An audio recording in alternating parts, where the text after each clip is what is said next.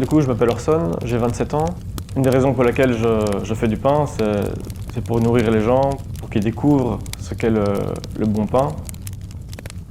Et c'est aussi, surtout, pour que on retrouve des sols vivants en Belgique.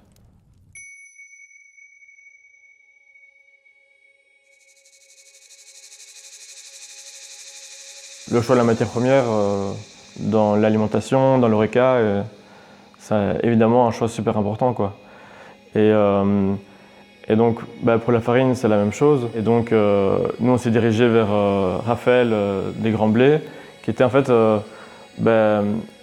étonnamment, une des seules structures qui permettait à un restaurant à Bruxelles comme le nôtre de choisir une farine où il pouvait nous assurer qu'on travaillait avec des agriculteurs qui étaient en voie vers des sols vivants. Après, il y a le type de blé. Choisir des variétés qui sont adaptées à nos climats, qui n'ont pas besoin de trop d'intrants et qui sont difficiles à cultiver. L'idée, c'est vraiment de nous se mettre au service de la matière première et de la qualité des blés qu'on peut avoir en Belgique. Et ça, c'est un chemin, et le but, c'est qu'on y avance ensemble. Mais donc, c'est un peu là qu'il faut essayer de... Enfin, pour nous, c'est notre rôle en tant que boulanger, c'est d'arriver à faire du bon pain avec les blés qu'on arrive à sortir pour le moment en Belgique.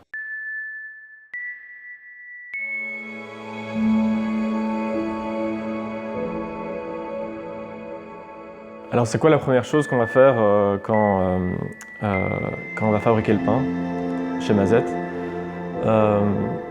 Comme dans presque toutes les boulangeries qui travaillent avec le levain, on va commencer par nourrir notre levain.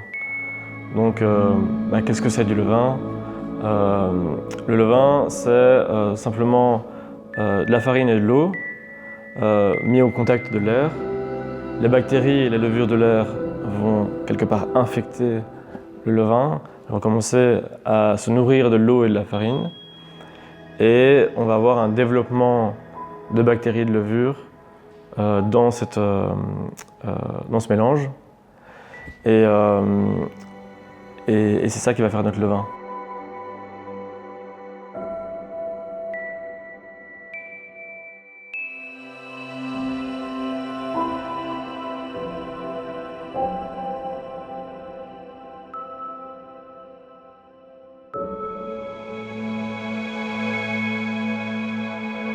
Donc c'est ça la particularité en fait avec le pain en levain, c'est qu'on a à la fois des levures qui travaillent, qui permettent de faire gonfler le pain, et à la fois des bactéries qui travaillent et qui permettent d'acidifier le pain. Et quel est l'avantage d'acidifier le pain? Déjà c'est le goût, c'est que quand on a quelque chose, le pain c'est déjà un peu salé, il y a le goût de la farine, d'avoir un petit kick on va dire d'acidité, c'est ça qui crée un peu cette balance de goût qui est si intéressante. Et l'acidité, elle joue aussi le rôle de conservateur. Donc c'est pour ça que typiquement le pain au levain, c'est un pain de conservation. On va pouvoir le laisser dans son tiroir une semaine et il n'aura pas en fait, développé une moisissure parce que l'acidité joue le rôle de protecteur sur le pain.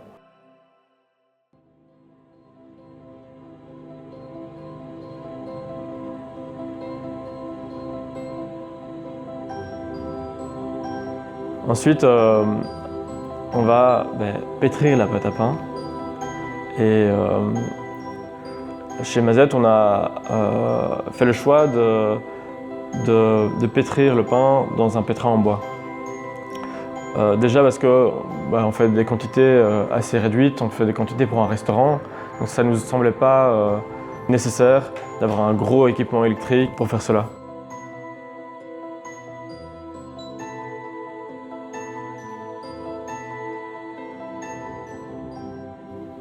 Quand on commence à pétrir la pâte, c'est simple, on met la farine que l'on pèse, l'eau, le sel et le levain. Et ensuite on va faire ce qu'on appelle le phrasage. Donc on va simplement amalgamer tous les ingrédients ensemble et on transforme ce qui était auparavant des éléments distincts, la farine, de l'eau, le sel, le levain, et on en fait une pâte homogène. Et ensuite, normalement, vient le pétrissage. Et pour ça, normalement, il faut s'activer, il faut pétrir. Et sur un pétrin en bois manuel, avec les bras, sur une pâte de 20 kg, c'est du sport. Et du coup, on a fait le choix de ne pas le faire. Et pourquoi? Parce qu'en fait, il y a une chose qui peut remplacer le pétrissage, c'est le temps. En fait, le temps, il va naturellement oxyder la pâte, doucement, à son aise. Il va relaxer la pâte. Et en fait, ça va suffire pour, après des heures et des heures, progressivement constituer le réseau de gluten. Et on peut vraiment l'observer. On peut voir, après 5 minutes, on étire la pâte, elle se déchire. Après 30 minutes, on reprend la pâte, il y a déjà un meilleur réseau. Et après 3 heures, en fait, on est presque déjà au même résultat que ce qu'on aurait fait sur un pétrin électrique.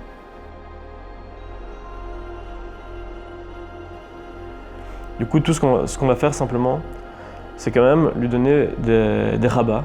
Donc on prend la pâte et on va simplement la replier sur elle-même et ça va simplement lui permettre de continuer à s'homogénéiser et à la pâte de prendre ce qu'on appelle de la force. Donc au lieu de s'étaler, elle va pouvoir se tenir, ce qui va être super important après à la cuisson quand on va faire les pains.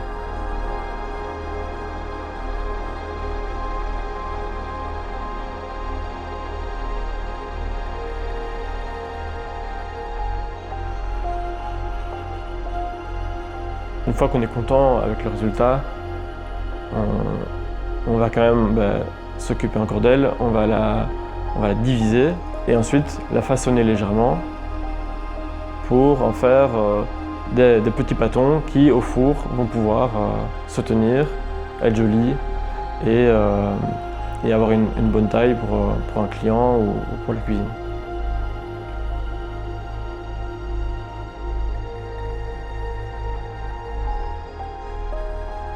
Une fois que les pains sont façonnés, on va les mettre dans des bannetons qui va permettre en fait, de garder la forme du pain.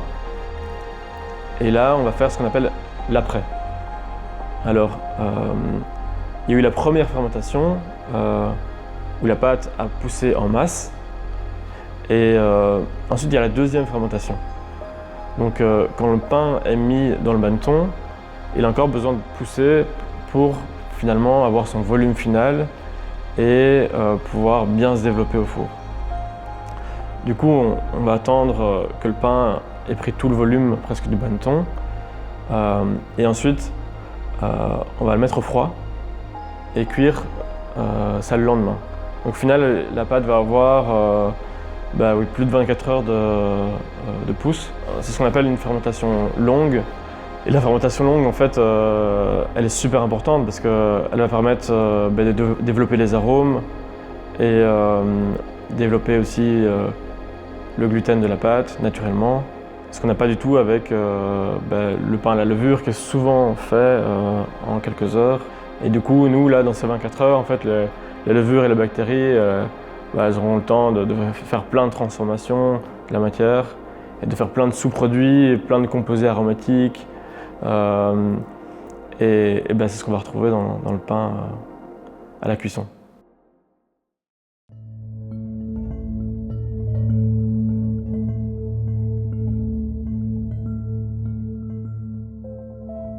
Donc le lendemain matin, c'est le jour de la cuisson. Alors la première chose qu'on va faire, on va allumer le four, mettre quelques bûches et ensuite on va continuer à l'alimenter jusqu'à ce qu'elle atteigne au moins 400-500 degrés. À partir de là, on peut voir sur la voûte en fait, qu'elle commence à blanchir. Il y a une pyrolyse qui se fait. On va le chauffer à fond et en fait l'idée c'est vraiment de stocker la chaleur dans les briques. Parce que le pain en fait, il va cuire sans le feu à l'intérieur.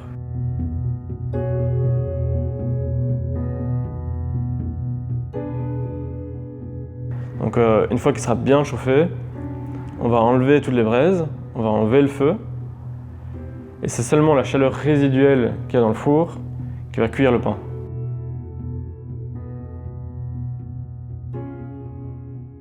On nettoie le four pour que ce soit vraiment nickel, qu'il n'y ait presque plus de suie. On va enlever toutes ces braises et en fait on va attendre. On va observer le four, on va observer sa température et on va attendre qu'il soit à la bonne température pour le pain. Et la cuisson du pain, le secret en fait de la cuisson sur un four à bois, c'est la chaleur descendante. Donc en fait on va commencer à cuire vers 260 degrés. Et le four il est plus chauffé, donc c'est seulement la chaleur résiduelle qui chauffe le four. Et la chaleur va doucement descendre. Donc là, on attend, on observe le four, on regarde la température. Une fois que le four atteint 260, 270 degrés, il n'y a plus de temps à perdre. On sait que c'est le moment pour enfourner.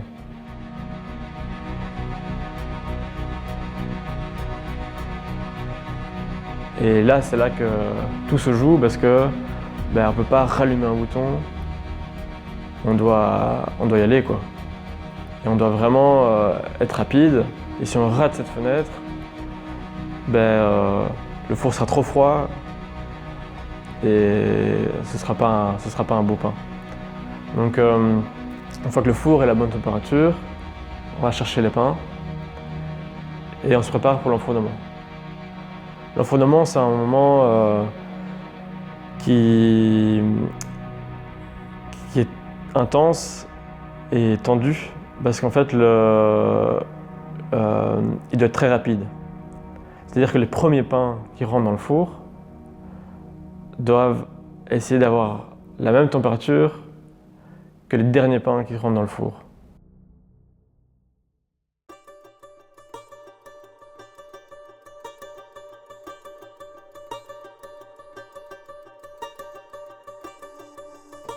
À partir de ce moment-là, il faut y aller. J'enfourne. Et ensuite, on grigne les pains. Donc c'est quoi? En fait, on prend une lame de rasoir et on pose les pains sur la pelle. On donne un coup de lame. Et à quoi sert ce coup de lame? C'est de pouvoir faire que le pain s'ouvre pendant la cuisson. Cette ouverture, c'est comme la cheminée du pain en fait. C'est pour que les gaz qui sont accumulés dans le pain et qui vont s'étendre avec la chaleur, se gonfler, et puis sortir quelque part. Sinon en fait on aurait un pain qui explose d'un côté ou de l'autre. Et là on veut guider en fait tous ces gaz et permettre au pain d'avoir une belle ouverture et une belle grigne. Et ensuite, la porte doit directement être fermée.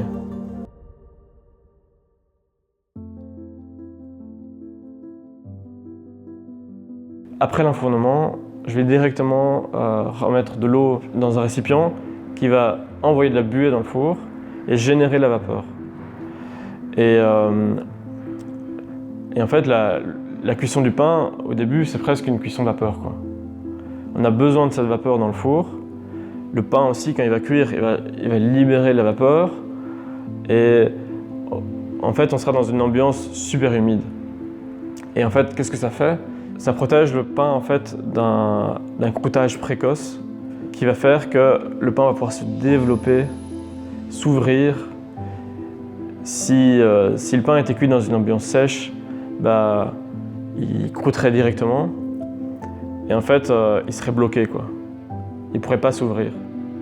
Donc là, en fait, l'humidité lui permet vraiment de bien se développer, de s'ouvrir. Et ensuite, on va perdre progressivement cette vapeur, cette humidité. Et le pain va cuire dans une ambiance plus sèche. Et c'est là que la croûte va se faire.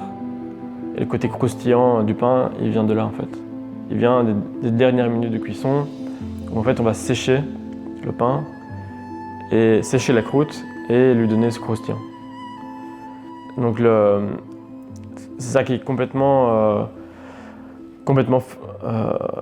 fascinant et ça reste toujours un mystère à chaque fois qu'un boulanger rentre du pain dans un four, surtout dans un four comme ça qui est fermé, donc on n'a pas de vitre. C'est qu'une fois qu'on rentre le pain dedans, ben, on ne sait pas à quoi il va ressembler quand il va sortir. Et donc c'est toujours un émerveillement et en fait une surprise d'ouvrir la porte et de découvrir quel développement ils ont eu, quelle forme, quelle couleur. Et c'est en ça que tous les jours, malgré le fait que ce soit le même pain, la même recette, il sera toujours différent, la fermentation aura fait qu'il sera différent. Et en fait, on va toujours être émerveillé quelque part de la tournure qu'il a pris, quoi.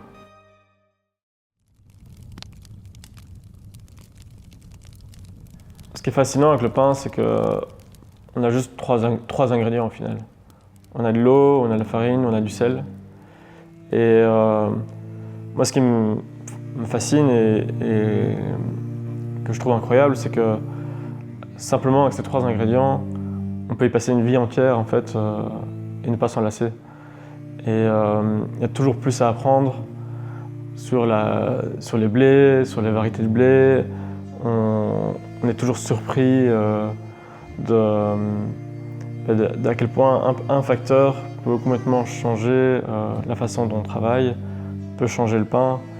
Et le pain est tellement interconnecté en fait, avec plein d'autres domaines, que ce soit social, économique, sur l'agriculture, sur l'histoire, qu'on arrive toujours finalement à s'intéresser à quelque chose d'autre et ça rend le métier complètement passionnant, quoi.